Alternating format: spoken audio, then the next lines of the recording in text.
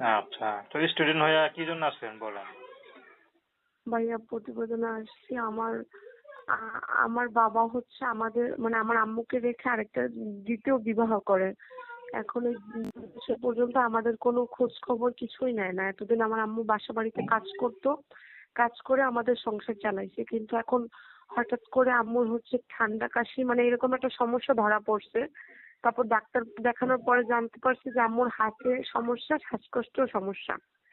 এই কারণে আম্মু হচ্ছে ভারী কাজ করতে পারে না আর পানির কোনো কাজও করতে পারে না। তাই এখন আম্মু তার বাসা বাড়িতেও কাজ করতে পারতেছে না। এই পরিস্থিতিতে এখন আমাদের মাথার উপর আর কোনো ছায়া নাই। এর জন্য আসছি যে যদি এরকম কোনো লোক পাই যে যৌতুক ছাড়া আমাকে বিয়ে করবে, তাহলে আমি একজন মনি মানুষ তারে বানাবো, বিয়ে করবে, এরকম একজন লোক পাই এই উদ্দেশ্য নিয়েই প্রতিবেদনে আসছি।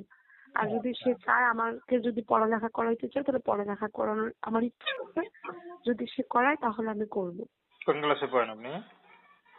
আমি এইবার ইন্টার সেকেন্ড ইয়ারে পড়ি। আচ্ছা, তিনটা সেকেন্ড ইয়ারে পড়েন, পড়াশোনা এখন চালা যেতেছে না বন্ধ আছে? না ভাই এখন তো আপাতত কলেজ বন্ধ। আমার সামনে পরীক্ষা আছে। এখন যদি পরীক্ষার ফিস না জোগাড় করতে পারি তাহলে তার পরীক্ষা দিতে পারবো না। তাহলে পড়ালেখা বন্ধ থাকবে। কষ্ট হয় না পড়াশোনা যে বন্ধ হয়ে যাবে? জি ভাইয়া কষ্ট হয়। আমি এসএসসি তে A+ পাইছি। এখন আমার ইচ্ছা ছিল অনেক পড়ালেখা করব, কিন্তু গরিবের ঘরে জন্ম, বলেন কিভাবে সম্ভব? আচ্ছা, যদি এই দুঃসময় আপনাকে পাশে দাঁড়ায় কোনো বয়স্ক পুরুষ, আপনি বিয়ে করবেন? জি ভাইয়া বিয়ে করব, তবে অবশ্যই তার সৎ হইতে হবে।